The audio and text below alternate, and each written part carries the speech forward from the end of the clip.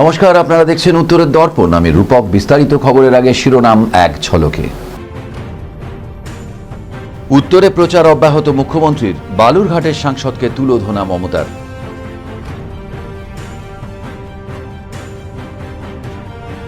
বিজেপির প্রচারে এলেন প্রতিরক্ষা মন্ত্রী। মমতা সরকারকে তীব্র কটাক্ষ রাজনাথের।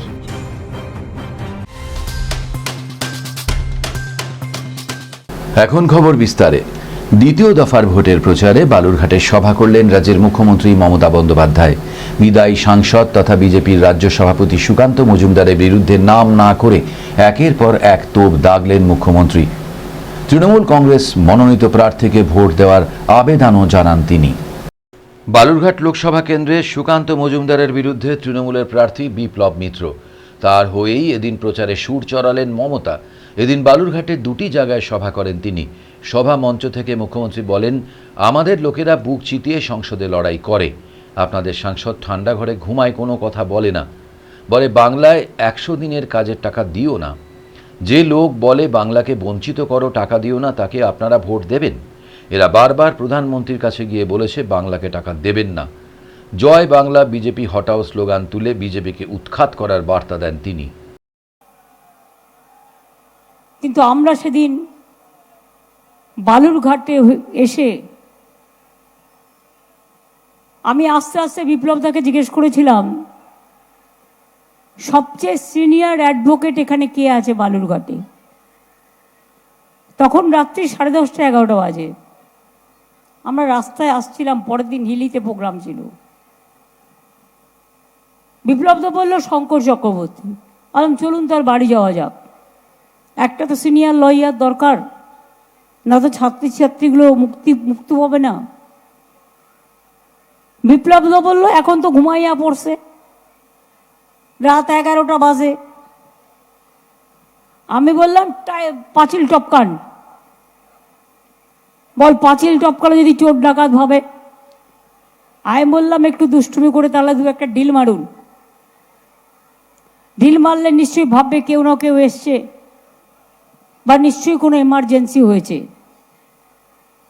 এবার আমরা ডিলও মারলাম, টপকালামও। তারপরে শঙ্করদার বাড়ি ঢুকলাম।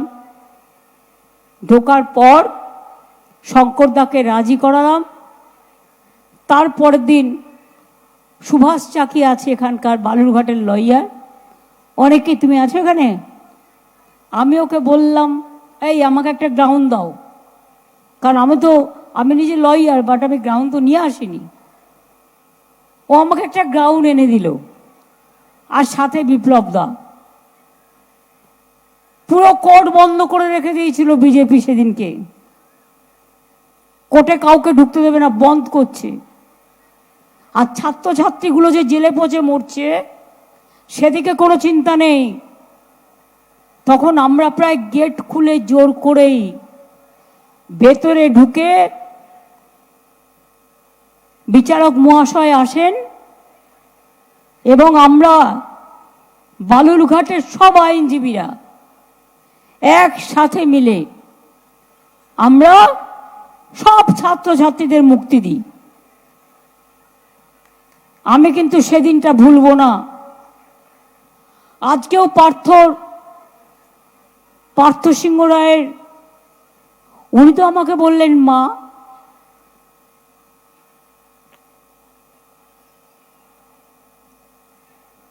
আমার কাছে একটা চিরকুট এলো, আমি ওনার সাথে গিয়ে দেখা করলাম।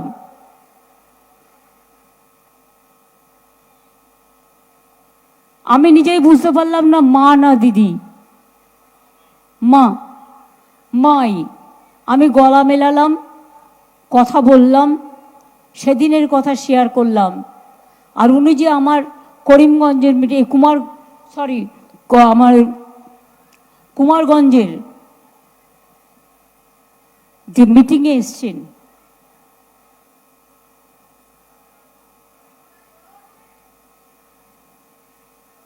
কুমারগঞ্জ না করিমগঞ্জ, কুমারগঞ্জ ঠিকই বলেছি, তবু একটু চেক করে নিলাম।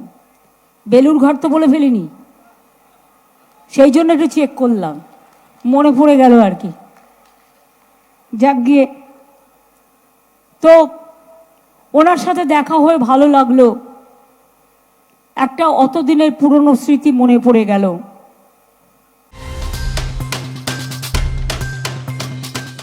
আগামী 23 এপ্রিল শিলিগুড়ি মহকুমা এলাকায় সভা করবেন সর্বভারতীয় তৃণমূল কংগ্রেসের সাধারণ সম্পাদক অভিষেক বন্দ্যোপাধ্যায়। ইতিমধ্যেই তার প্রস্তুতি শুরু করেছে জেলা তৃণমূল নেতৃত্বরা। সাংবাদিক বৈঠকে একথা জানিয়েছেন দার্জিলিং জেলা তৃণমূল সমদলের সভানেত্রী পাপিয়া ঘোষ। লোকসভা নির্বাচনের দ্বিতীয় দফায় ভোটদান হবে দার্জিলিংয়ে। 26শে এপ্রিল রয়েছে নির্বাচন। তার আগে 23শে এপ্রিল শিলিগুড়ি মহকুমা পরিষদের অন্তর্গত নকশালবাড়ি ব্লকের উত্তরাতে একটি জনসভা করবে অভিষেক বন্দ্যোপাধ্যায়। দার্জিলিং লোকসভা কেন্দ্রের তৃণমূল কংগ্রেস মনোনীত প্রার্থী গোপাল লামার সমর্থনে হবে এই সভা। রবিবার শিলিগুড়ি দার্জিলিং জেলা তৃণমূল কংগ্রেস দলীয় কার্যালয়ে সাংবাদিক বৈঠক করে একথাই জানালেন দার্জিলিং জেলা তৃণমূল কংগ্রেসের সভানেত্রী পাপিয়া ঘোষ। তিনি বলেন, বিভিন্ন সরকারি জায়গায় বিজেপির পক্ষ থেকে ব্যানার পোস্টার লাগানো হচ্ছে। এ বিষয় নিয়ে নির্বাচন কমিশনকে অভিযোগ জানানো হলেও সঠিকভাবে তারা কোনো পদক্ষেপ গ্রহণ করছে না। অন্যদিকে তৃণমূল প্রার্থী সহ সুপ্রিমো ও তৃণমূল নেতৃত্বের ছবি বিকৃত করা হচ্ছে। আসলে বিজেপি বুঝতে পেরেছে তারা জিততে পারবে না এবং সেই জন্যই এ ধরনের কাজ করছে তারা বুঝে গেছেন তাদের সাথে লোক নেই, তারা 5 বছর কাজ করেননি। যে কথাগুলো দিয়ে তারা এসেছিলেন সেই কথা একটা কথাও তারা রাখেননি। রিং রোড থেকে শুরু করে যানজট থেকে শুরু করে ফ্লাইওভার থেকে শুরু করে প্রত্যেকটা বিষয়, পাহাড়ের যে গোর্খাল্যান্ড নামক যে একটা গল্পের গরু গাছে তোলার মতো একটা বিষয় বারবার তারা সামনে আনছে। প্রত্যেকটা বিষয় মানুষ বুঝে গেছেন যে তাদের পায়ের নিচে মাটি সরে গেছে। এখন যেখানেই যাচ্ছেন মানুষ তাদের প্রশ্ন করছেন, মানুষ তাদের বিক্ষোভ দেখাচ্ছেন যে তাদের সেখানে বলবার কিছু নেই। সেখান থেকে মানুষের চোখকে ঘোরানোর জন্য তারা এই নিম্নমানের কাজগুলো করছেন। নির্বাচনের আগে শেষ রবিবাসরীয় প্রচার সারলেন কংগ্রেস প্রার্থী ডক্টর মনিজ তামাং। এদিন দার্জিলিংয়ের সুকিয়া পোকরি ও পোকরেবুং এলাকায় প্রচার সারেন তিনি। পাশাপাশি পোকরেবুং বাজারে সভাও করেন। রবিবার তিনি প্রথমে সুকিয়া পোকরি যান, সেখান থেকে পোকরেংবু পৌঁছান। বাড়ি বাড়ি গিয়ে জনসংযোগ বৃদ্ধি করার পাশাপাশি বাজারে গিয়ে প্রচারও করেন। তার সঙ্গে উপস্থিত ছিলেন কংগ্রেসের সভাপতি অজয় এডওয়ার্ড, বিপি সিং সহ অন্যান্য কংগ্রেস কর্মী ও সমর্থকেরা। অন্যদিকে বিজেপিকে কটাক্ষ করে তিনি বলেন, পাহাড়ে বিজেপি কোনো উন্নয়ন করেনি, মানুষ কেন তাকে ভোট দেবে? উন্নয়নের জন্য প্রয়োজন পরিবর্তনের, ফলে সকলকে তাকে ভোট देवार জন্য তিনি आवेदन জানান। जो 25 साल को उम्र समझ उसको पहिलो 1 वर्ष को चाहिँ नौकरी हामीले पक्का ग्यारेन्टी भनेर दिएको छौं र विदेश नौकरीको साथमा 1 लाख रुपैयाँको पहिलो वर्षको ग्यारेन्टी भनेर दिएको छौं। अनि तपाईले सोध्नुहुन्छ होला कांग्रेसको ग्यारेन्टीको के भरोसा छ भनेर। तपाईले सोध्नु पनि ठिकै हो, किनभने 10 साल जो ग्यारेन्टी सुन्दैछ त्यो मध्ये एउटै पनि पूरा भएन र मनमा शंका हुनु स्वाभाविक हो। म तपाईलाई याद दिलाउन चाहन्छु, पूरा विश्वले नै मानेको एउटा योजना जो कांग्रेस सरकारले, कांग्रेस यूपीए सरकारले सुरु गरेको थियो, त्यो 100 दिने रोजगार योजना। यसको बारेमा तपाईं सबलाई थाहा छ। यहाँ गाउँ घरमा पनि 100 दिने रोजगार योजना चलेको हो र त्यो 100 दिने रोजगार योजनामा মুখ্যমন্ত্রী মমতা বন্দ্যোপাধ্যায় ও তৃণমূল সর্বভারতীয় সাধারণ সম্পাদক অভিষেক বন্দ্যোপাধ্যায়কে যদি কেউ বোমা মারে তাহলে তৃণমূলের লোকেরাই মারবে। রবিবার শিলিগুড়ি মাল্লাগুড়ির বিজেপি প্রধান কার্যালয়ে সাংবাদিক বৈঠক করে এমন মন্তব্য করেছেন রাজ্যসভার সাংসদ তথা বিজেপির মুখপাত্র সৌমিক ভট্টাচার্য। এদিন তিনি বলেন, নির্বাচনের দিন যতই কাছে আসছে মমতা বন্দ্যোপাধ্যায়ের আতঙ্ক ততই বাড়ছে। মাত্র 3টি আসনে নির্বাচন এবং তার ফলাফল ওনার ইতিমধ্যেই জানা হয়ে গিয়েছে। এছাড়া ভারতীয় জনতা পার্টি ঠাকুরের কাছে প্রার্থনা করে নির্বাচনের আগে ওনার শরীরে যাতে কোনো চোট না লাগে। এছাড়া ওনাকে যদি কেউ বোমা মারে তাহলে ওনার পরিবার তৃণমূলের পক্ষ থেকেই মারা হবে, কারণ পশ্চিমবঙ্গের রাজনীতিতে ভারতীয় জনতা পার্টির নেতারা কখনোই এসব কাজে অংশগ্রহণ করতে কিংবা দেখতে পারেন না। দেখুন, যত নির্বাচন এগোচ্ছে তত মমতা বন্দ্যোপাধ্যায়ের আতঙ্ক বাড়ছে।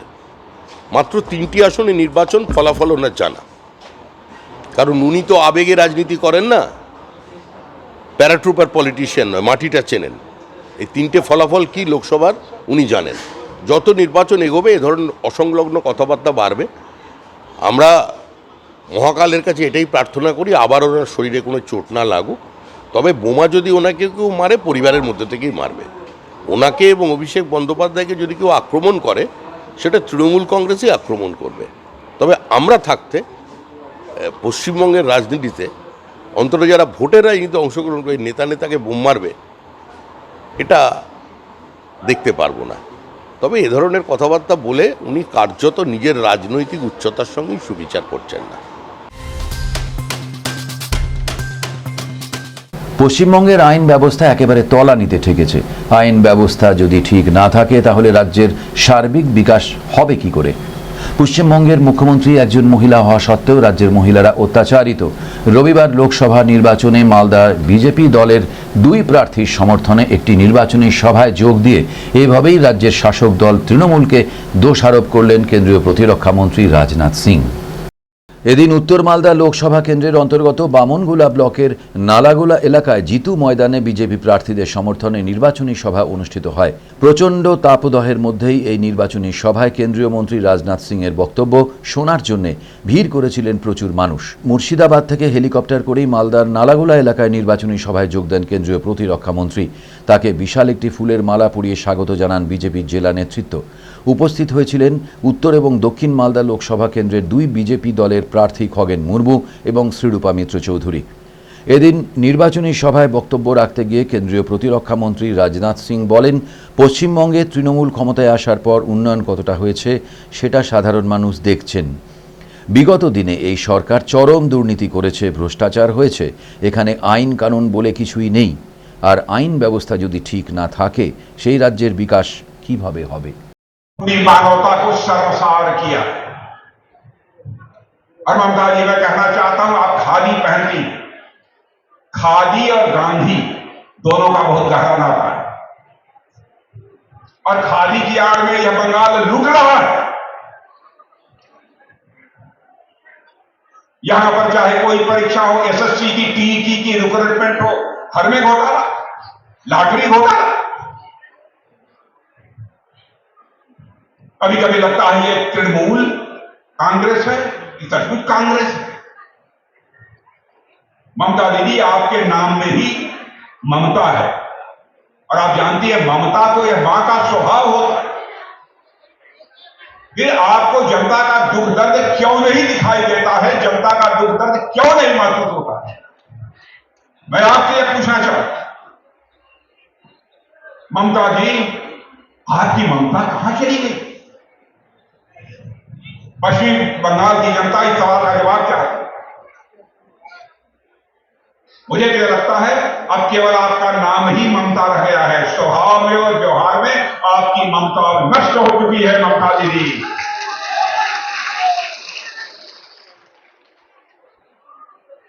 बहनों भाइयों, हमारी सरकार ने गरीबों के लिए, मध्यम वर्गीय परिवारों में कितनी योजनाएं प्रारंभ की। अभी हमारे खगेन मुर्मू और सारी योजनाओं की चर्चा कर रहे हैं। ऐसी ऐसी योजनाएं हम लोगों ने चलाई है। प्रधानमंत्री गरीब कल्याण योजना, मैं दावे के साथ कहता हूं, पता नहीं यहां क्या टीएमसी की सरकार आप तक पहुंचने दे रही है कि नहीं दे रही। 5 किलोग्राम मुफ्त अनाज आपके परिवारों में मिल रहा है कि नहीं? प्रधानमंत्री गरीब कल्याण योजना के अंदर मिल रहा है कि नहीं? यहां मिल रहा है, लेकिन जब से शुरू हुआ प्रारंभ में नहीं मिल रहा था। बाद में जब दबाव बनाया गया तब जाकर मिला है। यह मोदी जी देने का काम कर रहे हैं और कोई दूसरा नहीं दे रहा। पक्का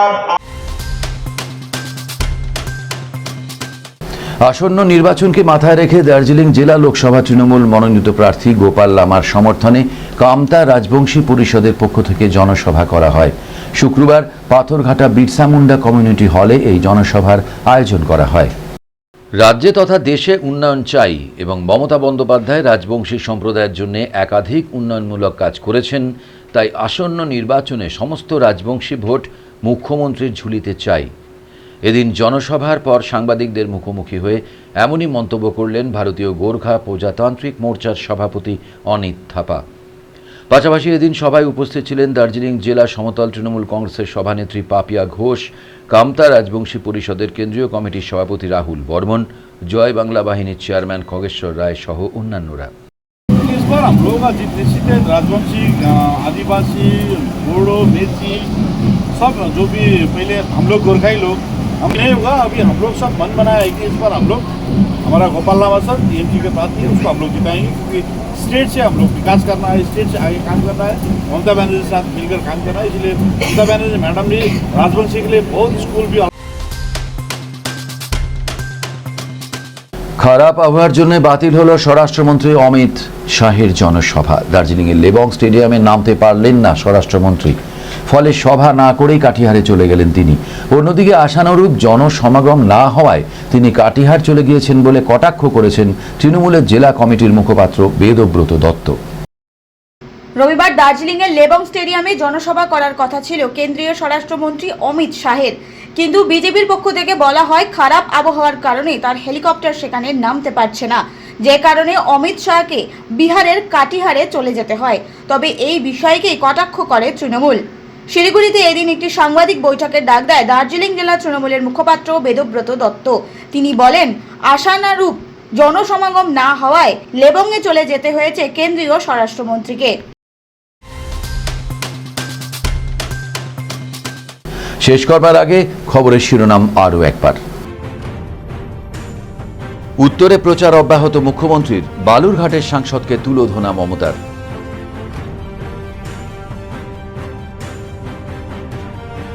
বিজেপির প্রচারে এলেন প্রতিরক্ষা মন্ত্রী, মমতা সরকারকে তীব্র কটাক্ষ রাজনাথের।